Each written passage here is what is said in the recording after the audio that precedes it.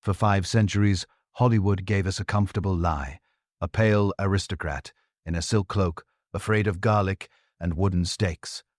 The truth that spawned that myth is far more disturbing. The man behind Dracula never needed fangs. He turned human suffering into a political language so brutal that the largest military force on the planet turned around and marched home. His name was Vlad III of Wallachia.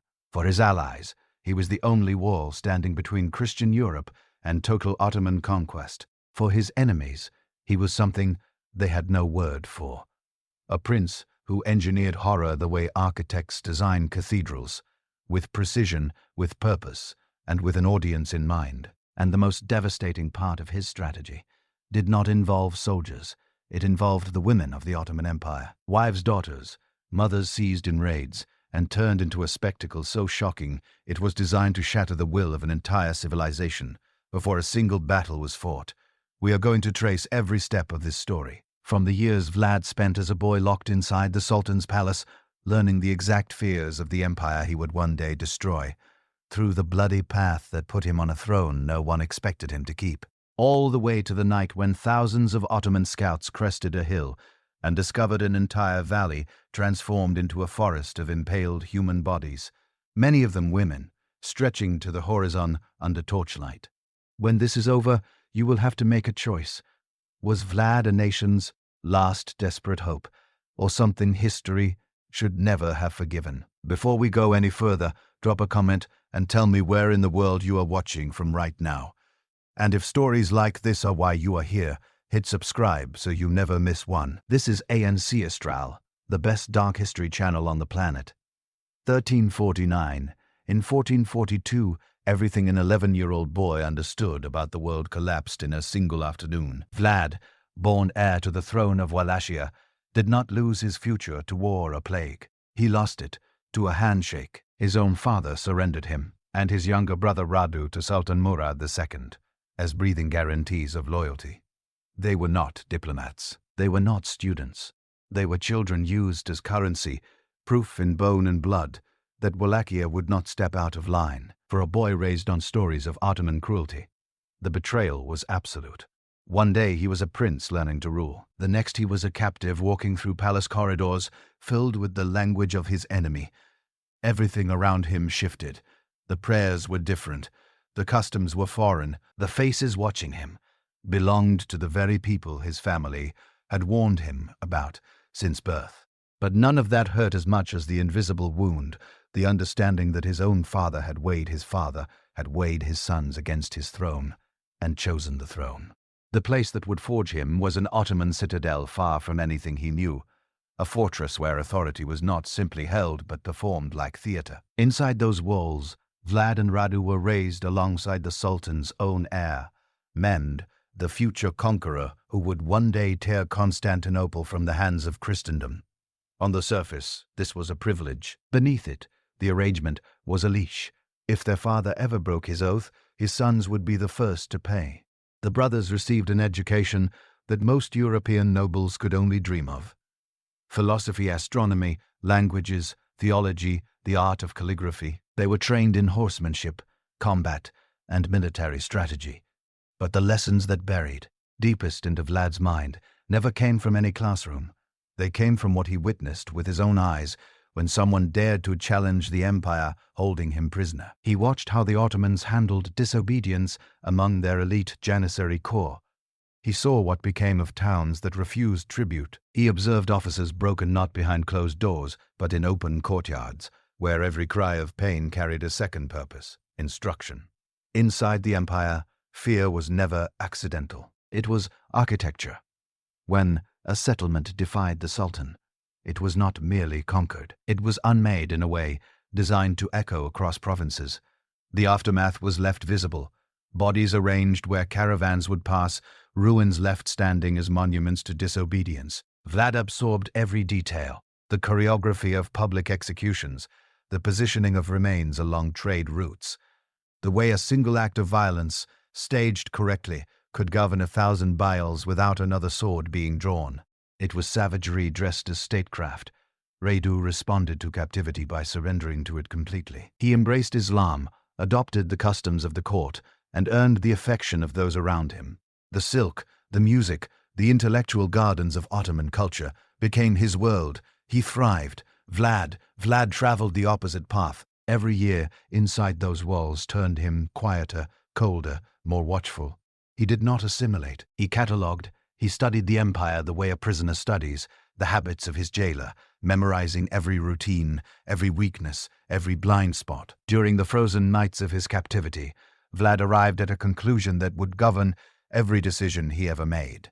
In a world where empires swallowed nations whole, a small kingdom did not survive through diplomacy or decency. It survived by becoming so terrifying that even the strongest predator calculated the cost twice before striking. You could not afford to be prey. You could not even settle for being an ordinary threat. You had to become something so unpredictable, so savage in your response, that giants preferred to leave you alone. Compassion, in that equation, was a death sentence. The citadel where he spent his youth was less an academy and more a workshop in psychological destruction.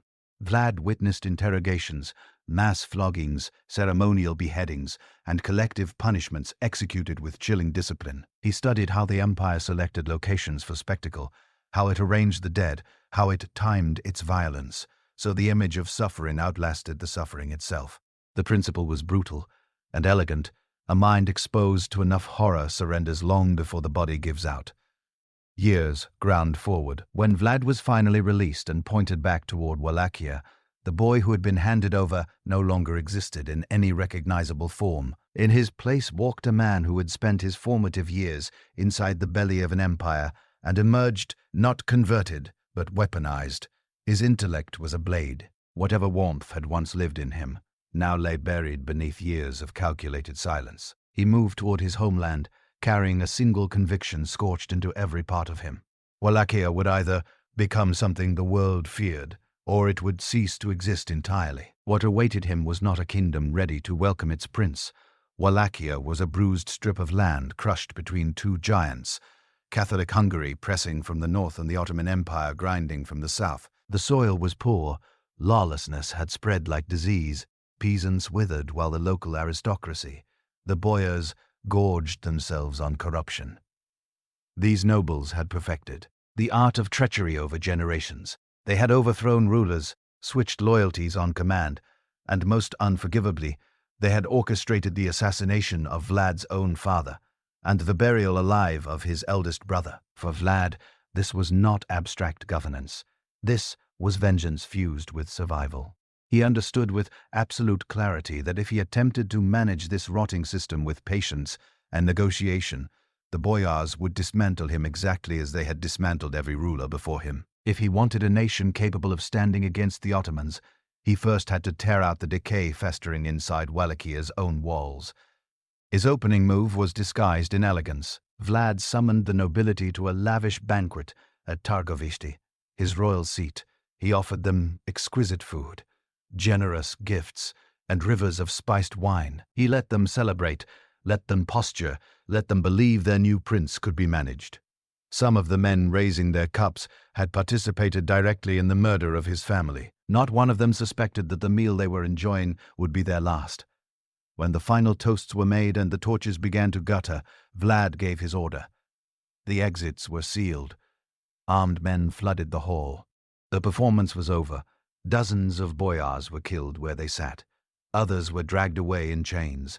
But Vlad had no interest in merely eliminating the men at the top. He intended to annihilate the entire class structure that had kept Wallachia weak. The wives and daughters of those executed nobles, women who had never known a day of physical hardship, were stripped of their status, bound, and marched toward the mountains. Under punishing heat and brutal highland winds, these women were forced to construct the fortress of Poenari with their own hands. Fine garments disintegrate, into filthy strips. Hands that had never touched rough stone cracked open, skin splitting, nails torn away as they dragged masonry up impossible slopes. Many collapsed and never rose again. Those who endured emerged as different creatures entirely. Vlad's statement was absolute. No title, no bloodline, no gender would shield anyone from serving his vision. You were either a functioning piece of his new state, or you were raw material consumed in its construction.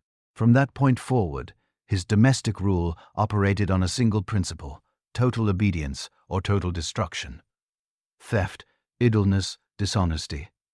Nothing was treated as minor. Legends describe a golden cup left at a public fountain, available for any traveler to use untouched for years, because every person in Wallachia understood the price of stealing under Vlad's watch. But his reach extended far beyond criminals and corrupt nobles. He targeted anyone he deemed to be failing their purpose, and that judgment fell on women he considered unproductive or defiant, with the same force it fell on anyone else. In his mind, a human being was not a soul. A human being was a role, and if the role went unfilled, the person filling it became disposable. While he hammered order into his own territory, the pressure from the south intensified. The Ottomans demanded their annual tribute: gold, cattle, grain, and something that cut far deeper: Christian boys ripped from their families and reshaped into Janissary soldiers.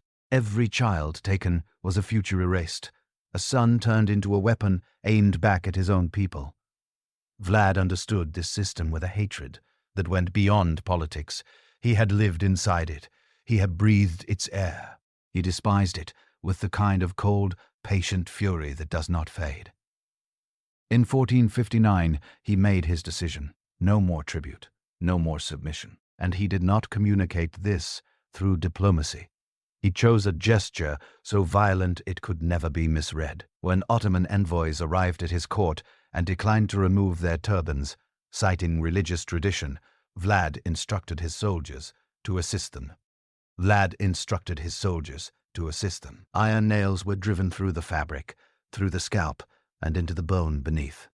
The turbans and the skulls wearing them became permanently united. This was not a diplomatic incident. It was an invitation to annihilation. Vlad understood the mechanics perfectly. No empire could permit a minor vassal to mutilate its ambassadors and remain credible. The Sultan would be forced to respond with overwhelming violence. Vlad also knew he could never face the Ottoman military machine in open combat. Numbers, siege weapons, resources, every conventional advantage belonged to the enemy.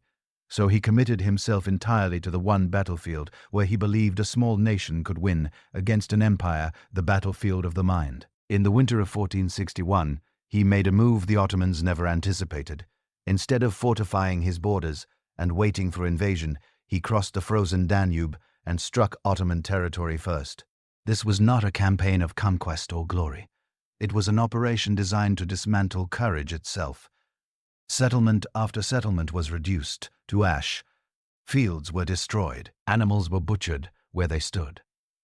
Families, men, women, children, were torn from their homes without distinction. In correspondence sent to the Hungarian king, Vlad reported his results with the detached precision of a clerk filing inventory. He provided exact figures: 23,884 Turks and Bulgarians, put to death, not including those who burned alive inside their own homes. For Vlad, these were not atrocities. They were data points, evidence that he was doing whatever the defense of Christendom required. But beneath the arithmetic lay something far more unsettling. He was refining methods of psychological warfare the way an engineer tests prototypes, adjusting, measuring, improving. In the warfare of that era, captured women were almost never killed in large numbers. They represented value as slaves, as leverage, as labor. They had an economic logic that protected them. Vlad chose to incinerate that logic entirely. He began collecting captives without regard for age, sex, or status, and subjected them all to identical fates. He wanted the Ottoman soldiers tracking his path to discover not just fallen warriors, but obliterated families. He wanted them to encounter the complete destruction of civilian life, arranged deliberately for maximum psychological impact.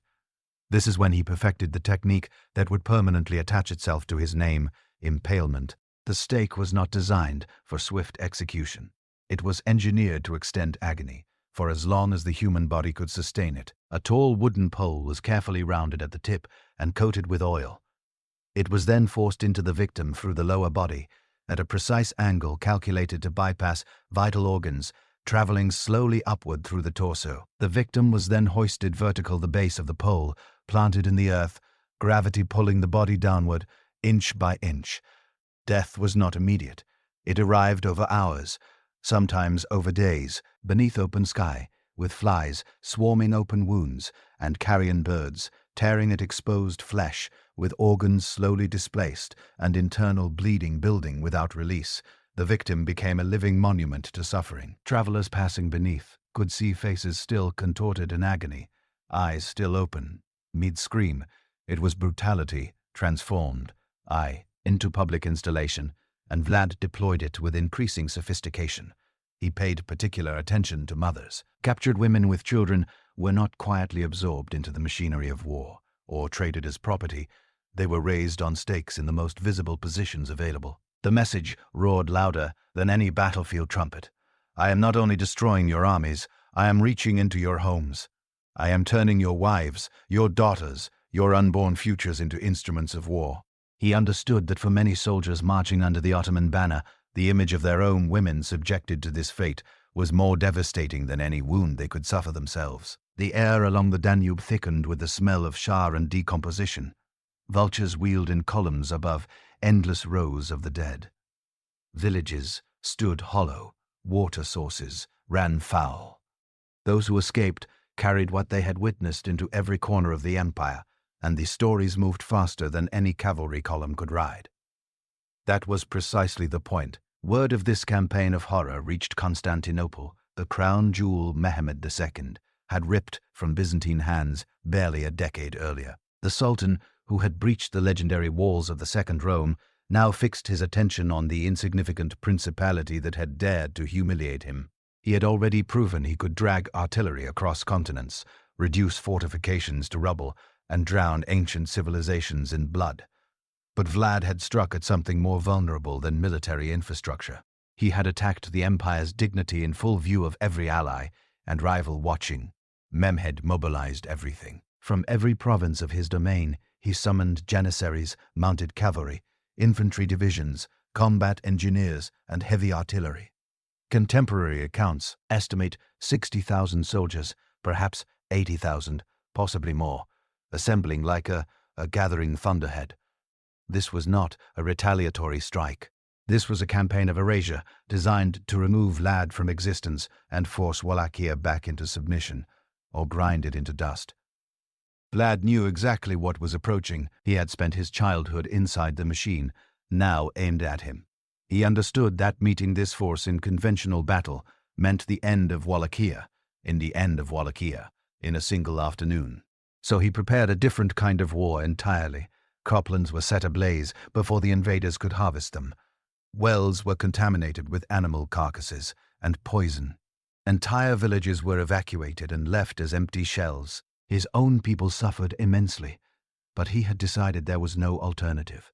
If his nation could not defeat the empire with weapons, it would defeat it with desolation and dread. As spring of 1462 bled into summer, the Ottoman army began its advance northward, a vast river of steel and flesh flowing toward Wallachia. Advanced scouts rode ahead, expecting the familiar texture of frontier warfare, probing skirmishes, minor fortifications, perhaps the occasional ambush in a mountain pass.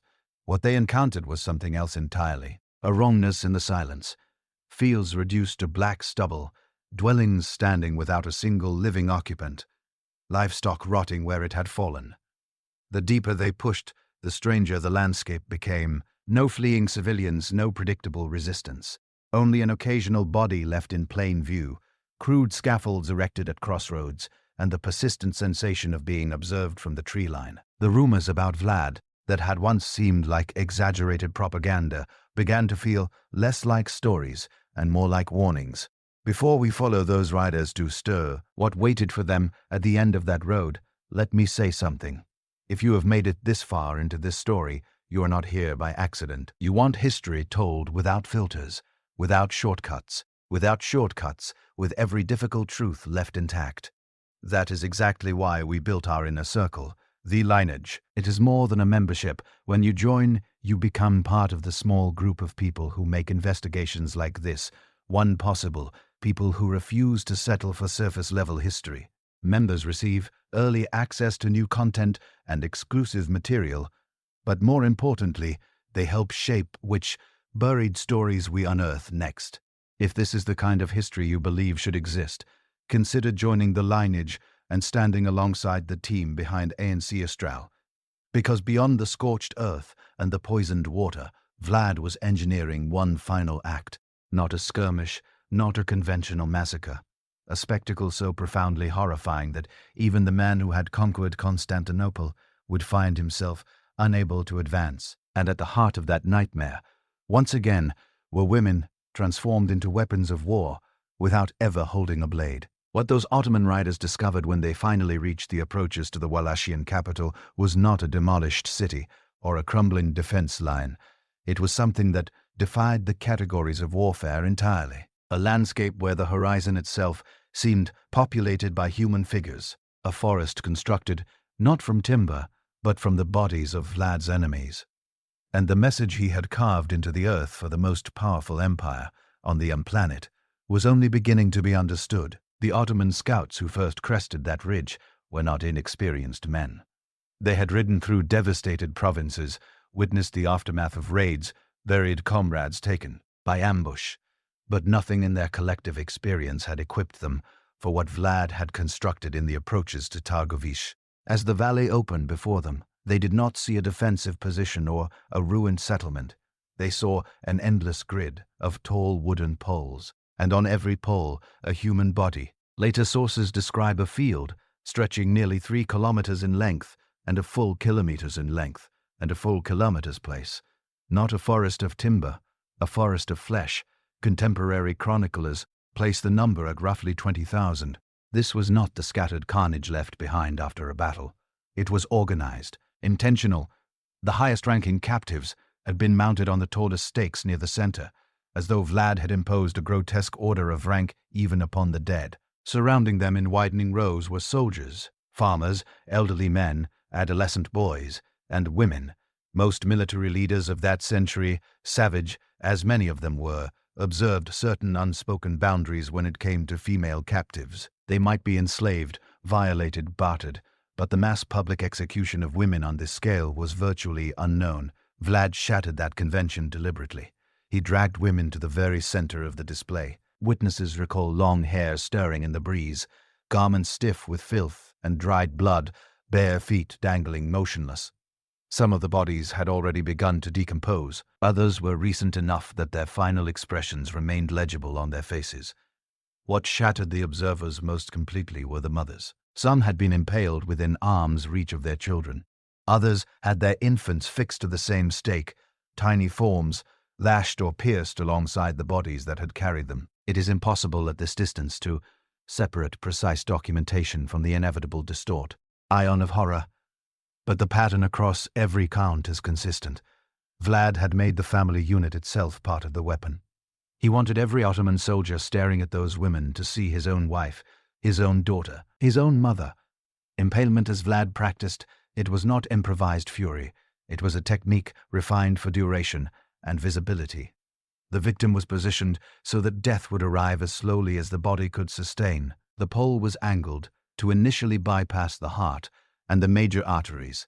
Once the body was hoisted upright and the base planted in the ground, gravity became the executioner, pulling the victim downward by fractions. Pain, dehydration, and systemic shock completed the process. A single person could remain suspended and conscious for many hours, sometimes longer, while the living world moved beneath them.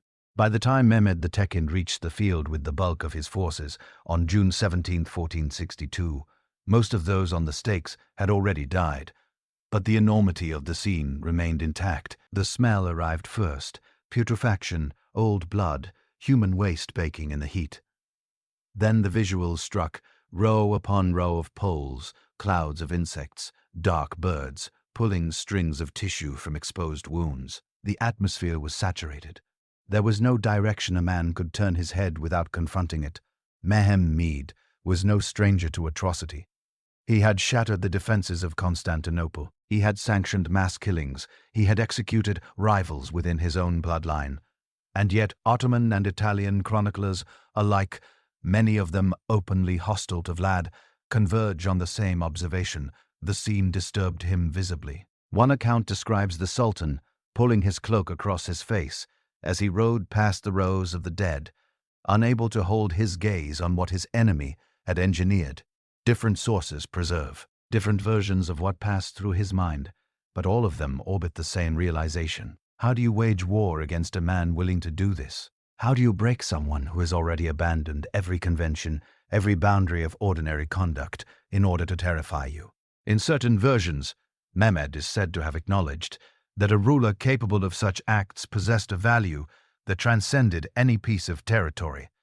It was revulsion braided with an involuntary recognition of the will behind it. The damage to the army ran deeper than its commander's composure. The soldiers filling the Ottoman ranks were not religious extremists or men indifferent to suffering. They were ordinary men with farms and families scattered across Anatolia and the Balkans. Looking at those impaled women and children, they did not process the scene as a foreign atrocity committed against strangers. They processed it as a preview of what could happen to their own families. Terror bled through the encampments like a contagion. Men vomited, others lay awake through the night. Unit cohesion began to fracture. Mehmed assessed the situation with the pragmatism that had made him a conqueror. His soldiers were drained from weeks of marching and relentless guerrilla attacks. Supply lines were collapsing because Vlad had scorched or contaminated his own countryside before the Ottomans could harvest it. The field of the impaled had struck the army's morale like a siege engine, aimed at the mind rather than the walls. This was not the kind of war Mehmed understood, a war of open battles and calculated sieges. It was an attrition of the spirit with no decisive engagement in sight. For what may have been the first time in his military career, the conqueror gave the order to turn back. The command went out, withdraw. The most formidable arm, in the known world, reversed course and marched south, leaving Wallachia unconquered. Vlad had not defeated the empire's forces. He had not destroyed a single Ottoman division in open combat, but he had accomplished something that virtually no strategist of his era believed achievable. He had made the Ottomans conclude that the cost of fighting him, on the ground he had chosen, exceeded anything they were willing to pay. That victory, however, had been purchased at a staggering price. Wallachia was gutted. Its population had been driven from their homes, scattered into forests, or ground into service. The land itself had been weaponized, and its people treated as expendable components of a defense strategy that valued survival above everything, including the lives of those being defended. Vlad had held his throne for another season, but he had done so by dragging his country and himself across every threshold of acceptable conduct, and the conflict was far from finished. Mehmed understood that sending another massive army northward would only reproduce the same nightmare on a different calendar. So he reached for a more elegant weapon, Vlad's own blood. Radu, the younger brother who had been raised inside the Ottoman court, had long since embraced Islam and woven himself into the fabric of the Sultan's inner circle.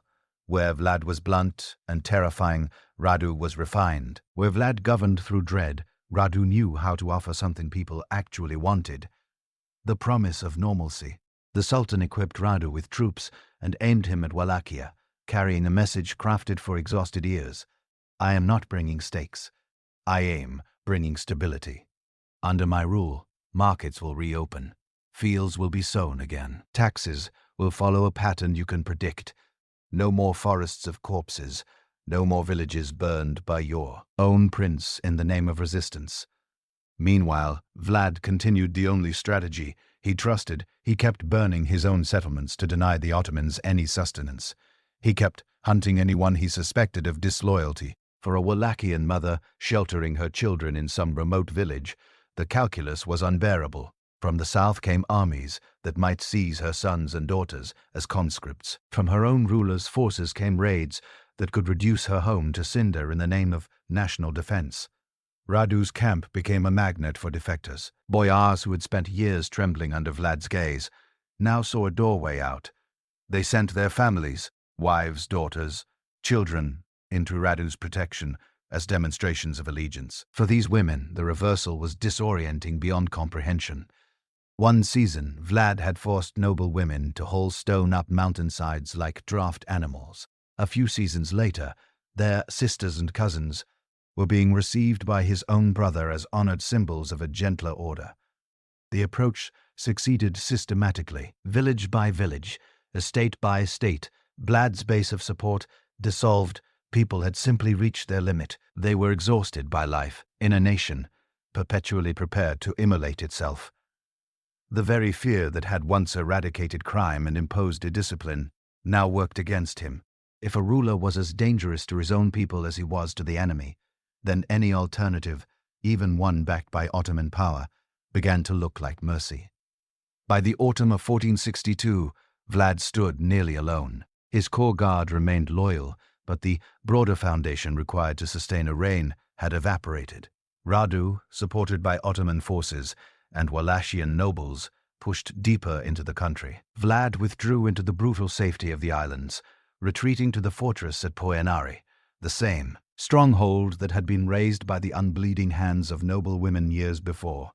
The setting for his personal catastrophe could not have carried more weight. Poenari perched high above the Arges River, accessible only by a steep and merciless ascent.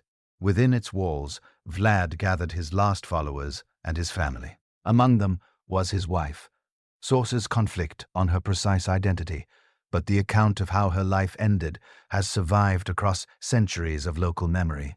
As Radu's forces closed in, fires illuminated the valley floor. The sounds of advancing troops, collapsing structures, and distant shouting filled the mountain air. Vlad's wife watched this unfolding from the fortress walls, understanding with perfect clarity what her capture would mean. She was not an anonymous prisoner. She was the wife of the man half the region wanted dead.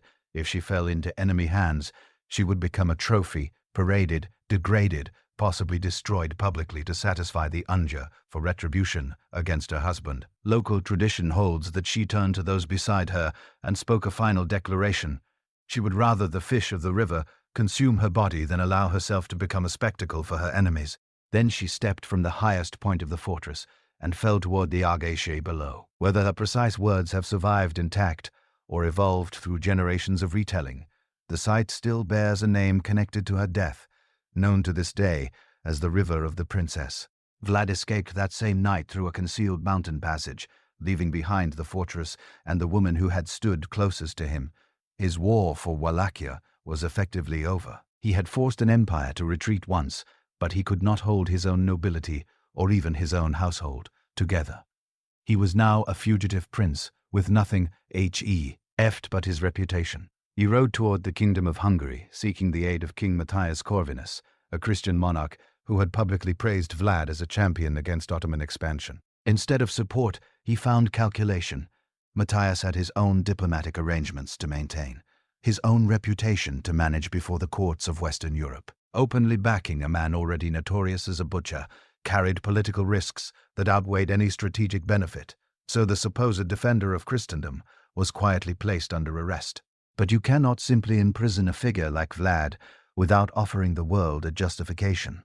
And this is where a different kind of warfare began, a war fought not with stakes and fire, but with ink and paper. Europe was undergoing a transformation. A recent invention, the printing press developed by Johannes Gutenberg, had begun to reshape how information traveled. For the first time in history, pamphlets and inexpensive booklets could be reproduced by the hundreds, then by the thousands. Allies of Matthias and adversaries of Vlad seized this new technology with enthusiasm. They flooded the market with printed accounts, accompanied by woodcut illustrations. These images depicted Vlad dining serenely at a table positioned in the middle of a forest of stakes, calmly soaking bread in blood, while executioners dismembered victims around him. Numbers were inflated, scenes were fabricated, gossip was blended, scenes were fabricated fact. The objective was transparent: transform Vlad from a ruthless but comprehensible political figure into something outside the boundaries of human behavior entirely. The irony is that this propaganda campaign succeeded so thoroughly it laid the foundation for the Dracula legend itself. Centuries before Bram Stoker ever put pen to paper, readers across German-speaking Europe and beyond were already devouring sensationalized tales of the Impaler Prince. The more grotesque the account, the wider its circulation. Yet even buried within these hostile texts, certain details recur with a frequency that suggests a genuine foundation. particularly regarding Vlad's treatment of women within his own borders. Vlad was consumed by an obsession with order. He believed that labor, discipline, and rigid social hierarchy formed the skeleton of a functional state. When women deviated from the roles he had assigned them, he could be as merciless within his own territory as he had been against any foreign army. One account, preserved across multiple sources, begins not on a battlefield, but with a simple peasant and a garment. Vlad noticed a man wearing a ragged, poorly made shirt and demanded to know why he was so badly clothed. The man replied that his wife had failed to produce anything better. In most courts, this might have provoked a minor reprimand. Vlad interpreted it as something far larger, a woman neglecting her fundamental obligation, a symptom of the laziness and disorder he was determined to eradicate from his kingdom. He had the wife brought before him. She was physically capable, without illness or infirmity. In his judgment, no justification existed for her failure. The punishment was immediate and extreme. Some versions record that he ordered both her hands severed, ensuring she could never work or fail again. Others claim she was impaled, converted into yet another public warning. Regardless of which account is precise, the meaning was identical. Under Vlad's rule, the distance between a domestic shortcoming and a death sentence had been reduced to nothing. Another account, preserved in a Slavic manuscript, describes a widow discovered in public speaking, and laughing shortly after her husband's burial. For most observers, this could have been grief expressing itself through nervous energy, or simply a woman seeking the comfort of human contact. Vlad perceived it as a defiance. He declared that her conduct insulted the memory of her dead husband and violated the immoral framework he was determined to enforce. He sentenced her to death through a method that reflected his particular cruelty. He ordered her body opened so that he could inspect whether a faithful heart existed within her or only the emptiness he had already judged. The execution was framed as an examination, a perverse attempt to demonstrate that her interior nature confirmed the verdict he had already passed on her exterior behavior. Even allowing for the distortions introduced by hostile chroniclers, the underlying pattern holds firm. Vlad regarded women not as individuals deserving protection, but as functional units within his system. If they labored, obeyed, and conformed to his rigid expectations, they were invisible. If they did not, their bodies could be repurposed as instruction for everyone else. Before we follow the final chapter of Vlad's life and trace how his memory was reshaped into a global myth, I want to point you toward something worth your attention. If stories like this pull you in, real power, real blood, real human beings crushed between the gears of history, then you deserve a physical connection to this world. In the pinned comment, you will find a link to what I believe is the definitive dark history volume for any serious collection. This is not a casual paperback. It is a dense, substantial book filled with the most ruthless figures, the bloodiest chapters, and the darkest conspiracies humanity has ever produced. It is the kind of book you can set on a table and feel the gravity of centuries in your hands. If you know someone who considers themselves a history expert and thinks nothing can surprise them anymore, this will prove them wrong. Or keep it on your own nightstand as a nightly companion of terrible truths you open before the lights go out. If An Estral is the kind of content that keeps you watching, you will want this within reach. Hit the link in the pinned comment and add it to your personal archive. Because we are not finished with Vlad. Not yet. We have watched him terrorize an empire, lose his wife to the cliffs of Poenari, and become a prisoner transformed into a printed monster. At the final act of his life, the manner in which his head was separated from his body and sent to a city he never ruled, and the way modern tourists now wander through castles, searching for a vampire who never existed. There, that part of the story still remains. And running through all of it are the same unresolved questions. What does history choose to remember? What does it choose to bury? And why do the women who suffered most under his reign still stand in the deepest shadows of his legend? 1352, Vlad's years in Hungarian custody were not spent chained in a stone pit, but the cage was real nonetheless. Inside the castles and fortified residences of King Matthias Corvinus, he had a front-row seat to a different machinery of power, this time operating from the western side of the chessboard. Matthias needed Vlad alive because a living hostage has leverage that a dead one does not. Across Europe, Matthias was selling himself to Rome and to every Christian court as the great bulwark against Ottoman expansion, explaining why he had imprisoned one of the only rulers who had actually made the Sultan flinch, required a narrative, a justification printed and distributed at scale. And exactly what appeared. In German market towns and Central European trading cities, small books and folded pamphlets began rolling off the new Gutenberg presses. They told of a Wallachian prince who feasted calmly at long banquet tables, while thousands of impaled victims surrounded him in every direction. Woodcut illustrations showed him eating with steady hands, as bodies hung from stakes in the background, executioners severing limbs just paces away. Every new edition sharpened his outline into something less than human. Figures were exaggerated, anecdotes were distorted, but the central thesis embedded itself permanently. Vlad was not merely a harsh ruler. He was a phenomenon that exceeded the normal vocabulary of cruelty. Political necessity and genuine memory tangled together into something inseparable. Survivors who had witnessed his methods firsthand provided raw material, and then printers amplified, embellished, and repackaged those accounts to move more copies. The man who had spent his career wielding terror as a strategic instrument now found himself imprisoned inside a terror narrative he had no power to edit. He had become a printed demon before his physical life even reached its conclusion. And buried beneath all the outrage over his monstrousness, the actual faces of his victims. Especially the women who had been worked to collapse, impaled in public view, or cut apart in the name of social order, receded into the background. The monster occupied center stage. The lives he destroyed became set dressing. Eventually, the political winds around Matthias shifted direction. The Ottoman threat never disappeared, and the courts of Western Europe wanted capable men willing to confront it. Practical considerations intervened as well.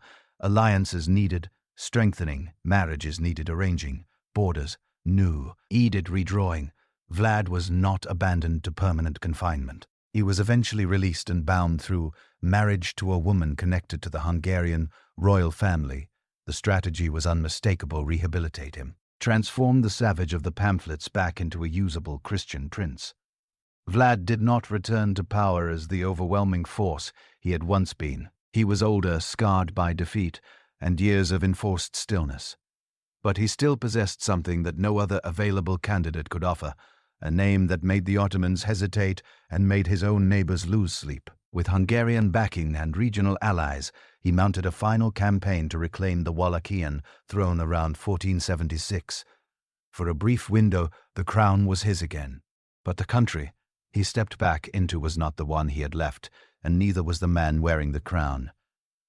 The Wallachia that received him bore scars, layered upon scars. Entire generations had grown up knowing nothing but cyclical warfare, raids, and the constant rotation of rulers. The boyars had perfected the art of survival through calculation, reading the direction of power the way farmers read weather, committing loyalty to no one permanently. Families had surrendered sons to the Janissary system, watched their fields reduced to charcoal by scorched earth campaigns, and lost daughters to slavery or coerced marriages across borders. Vlad had once used terror to hammer society into rigid alignment, like iron nails driven through planks.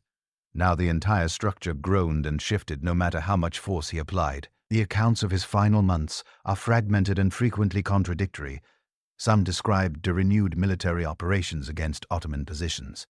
Others record clashes with local rivals, seeking to unseat him before he could consolidate. Whatever occur, unshares is a pervasive sense of erosion. The terror that had once compelled absolute obedience had exhausted its potency. When a ruler relies on extreme cruelty as his primary instrument for too long, the population does not quietly love him. It quietly waits for the first viable opportunity to be rid of him. That opportunity arrived without warning. In late 1476, Vlad was killed either in open combat or in a sudden ambush near the contested borderlands between Wallachia and Ottoman-monitored territory. The precise location and exact date remain subjects of scholarly disagreement. Some later traditions claim he fell during an engagement with Ottoman raiding parties. Others suggest his own soldiers struck him down in the confusion of battle, in mistaking their prince for an enemy combatant. A few darker accounts propose that nobles who had long lived in fear of him turned their blades on him deliberately in a moment of chaos.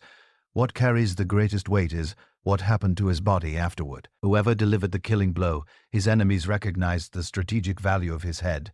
According to multiple traditions, it was severed from his corpse, cleaned, and preserved in honey to prevent decomposition during transport. This was not a gesture of care. Honey was a practical preservative or organic material over long distances. The head was then carried to Mehmed II in Constantinople. For the Sultan, this was far more than a military trophy. Years earlier, he had ridden past the forest of the impaled and been unable to keep his eyes on what Vlad had constructed. Now, the face that had authored that nightmare was delivered to him, stripped of everything: voice, will, power, threat. Sources indicate the head was mounted on a stake and displayed at the city walls or in a prominent public location, where Rosby could confirm with their own eyes that the impaler was finished. The man who had used stakes to broadcast messages across an entire region ended his existence as one more head on a pole in the capital of the empire he had spent his lifetime opposing. In that single image, the circle completed itself with almost literary precision. But the stories surrounding Vlad were only beginning their centuries-long expansion. In the territories closest to Wallachia, his memory settled into something that resisted simple categories. Some regarded him as a vicious tyrant whose reign had been a sustained nightmare, particularly for the vulnerable. Others, especially in later centuries, chose to emphasize the strong hand that had kept roads safe and foreign armies at a distance. Many people held both interpretations simultaneously without contradiction, a monster who had also functioned as a shield. For the women who had lived under his authority, the memory carried a different texture entirely. A noble woman forced to drag cut stone up the slopes, to Poenari under armed guard, watching the skin of her palms split and bleed until the rock was red. A peasant wife who understood that a poorly sewn garment on her husband's back could become her death warrant. A widow condemned because her grief did not perform itself loudly enough, sentenced to be cut open so a tyrant could claim to inspect the loyalty of her heart. Their experiences were never reproduced in woodcut illustrations. Their suffering never became a best-selling pamphlet circulated across printing houses. It remained local, whispered within families, or buried in silence until no one remained to whisper it at all. Historians, working through later centuries, unearthed documents that preserve some of these smaller episodes. In one account, Vlad's men encounter a woman begging in public, claiming her husband has died and left her destitute. Rather than offering aid, Vlad orders an investigation and discovers she possesses an unused inheritance. He has her impaled for deception. In another case, a woman conceals a lover while her husband is away. When Vlad learns of it, the consequence is not social censure. It is mutilation and execution. Again and again across these records, women surface as the primary targets of a ruler, consumed by control. In Vlad's own framework, these punishments were not random outbursts of sadism. They were components of a comprehensive system. Every person occupied a designated function. Every function carried specific duties. A wife was required to clothe her husband properly, to mourn with appropriate gravity, to avoid conduct he classified as shameful. If she failed, the entire architecture of order was threatened. That conviction allowed him to reclassify a domestic shortcoming as an offense against the state itself. And once that reclassification was accepted, there was no ceiling on the punishment that could be justified in the name of stability. This is where the connection between the killing fields and the household becomes impossible to ignore. The same intellect that designed the impalement of 20,000 human beings also determined that a single woman's needlework or a Gardo's laughter could constitute matters of life and death. The extreme terror projected outward against the Ottomans was constructed on a foundation of smaller, constant terror imposed internally, directed most often at those with the least capacity to resist. Centuries accumulated. The Ottoman Empire expanded and contracted and eventually dissolved. Borders were redrawn repeatedly. New nations and new rulers emerged from the wreckage of old ones. But Vlad's legacy adhered to the Carpathian landscape like a stain that no amount of time could dissolve. Foreign travelers copied older accounts and introduced fresh distortions of their own. Some reimagined him as a pure national champion. Others cast him as a blood-drinking fiend, operating beyond the limits of humanity. Almost no one thought to ask what had actually happened to the ordinary people, ground to dust between his methods and the empire's ambitions. In the closing years of the 19th century, an Irish novelist named Bram Stoker encountered the brain Dracula and a handful of vague references to a savage Wallachian prince. He blended these fragments of history with regional vampire folklore and the machinery of his own imagination. From that fusion emerged the fictional Count Dracula, an immortal aristocrat entombed in a Transylvanian castle, sustaining himself on human blood, recoiling from sunlight and crucifixes, pursuing women he desired to possess for eternity. The historical Vlad III had no connection to coffins or nocturnal transformations. He died the way countless mortal rulers died, violently on a contested piece of ground. But his name had been permanently welded to the fantasy. Hollywood later seized Stoker's creation and industrialized it into a global icon. Black capes and ivory fangs, hypnotic gazes and candlelit corridors, Gothic castles photographed through soft atmospheric filters. Tourists began arriving in Romania not to understand Wallachia's centuries of survival between two empires, but to search for the real castle of Dracula. Most were directed to Bran Castle, a visually dramatic fortress perched on a cliff that was never Vlad's bride's primary residence and may have had little or no meaningful connection to him during his lifetime. Gift shops materialized, stocked with plastic fangs, wine glass printed with blood drops, and disposable cloaks sold by the hundreds. On the surface, this is harmless entertainment. People enjoy being frightened in controlled environments. They enjoy the theater of horror when it carries no real consequence. But something more troubling lies beneath the surface. The fictional vampire kills because a supernatural curse compels him. He is a predator governed by hunger or dark magic. The historical Vlad killed as calculated communication. He arranged bodies to transmit specific messages to specific audiences. And those messages were inscribed on the flesh of real human beings, on the backs, the chests, the wounds of women who were not mysterious, immortal brides but mothers, daughters, wives, and servants, who woke one morning and discovered they had been reclassified as raw material for a prince's political theater. When visitors stand on castle ramparts today and pose for photographs with novelty fangs, they are standing above terrain where women once hauled masonry until the skin separated from their hands. When they joke about sleeping in Dracula's chambers, they are walking through a region whose villagers once watched wives and daughters marched away to be impaled or sold across borders. History does not resent this. History has no feelings about it at all. But if accuracy matters to us, those echoes deserve acknowledgement. The fear that Vlad embedded in his enemies did not dissolve with his death. For generations in parts of the Balkans, parents invoked his name the way other cultures invoked his name the way other cultures invoked the creature under the bed. Behave, or he will come. That kind of cultural persistence does not grow from legend alone. It grows from events that scored themselves so deeply into collective memory that even after the politics and the dates have been forgotten, the visceral warning remains. There was once a man willing to go further than anyone else, and this is the final, uncomfortable truth. Vlad did not invent the cruelty he practiced. He did not originate impalement. The Ottomans employed terror systematically. So did other Christian monarchs of his era. Wallachia itself had endured violent rulers before him. What set him apart was the totality of his commitment to fear as his primary language, and the deliberateness with which he used women's bodies as vocabulary within that language. He looked at the categories of people traditionally considered protected: wives, noble women, peasant mothers, widows, and saw not individuals to be spared, but instruments capable of shocking powerful men into paralysis. That is why any honest conversation about Vlad cannot stop at the simple question of hero or villain. The deeper question is, what happens to a civilization when terror becomes routine? What happens when those in power persuade themselves that cruelty is not a last desperate measure, but an efficient strategy?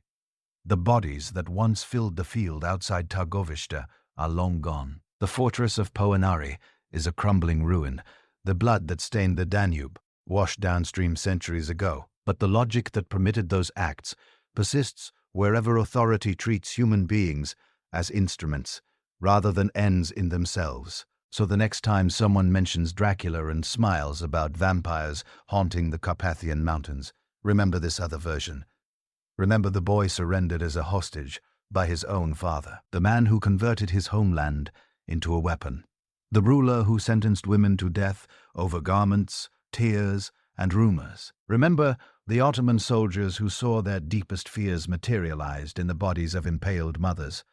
And remember the wives and daughters whose names were never recorded, whose final sight of the world was from the top of a wooden stake, looking down at a road they would never walk again. If you have stayed with this story to the very end, thank you. You are the kind of person who refuses to look away when history turns brutal, and that matters more than you know. If you want more investigations like this, stories that dismantle legend and expose the real decisions, the real bodies, and the real cost of power, make sure you are subscribed to ANSTH Stral and press the like button. It signals to the algorithm that dark history deserves a place on this platform. Send this video to someone who still believes Dracula is nothing more than a romantic vampire. Let them see what stands behind the mythology. And tell me in the comments, after everything you have heard today, who do you believe Vlad III truly was? A desperate defender driven to extremes by impossible circumstances? Or a man who chose to become something monstrous? This is ACA Stral, the best dark history channel in the world, and we are nowhere near finished digging.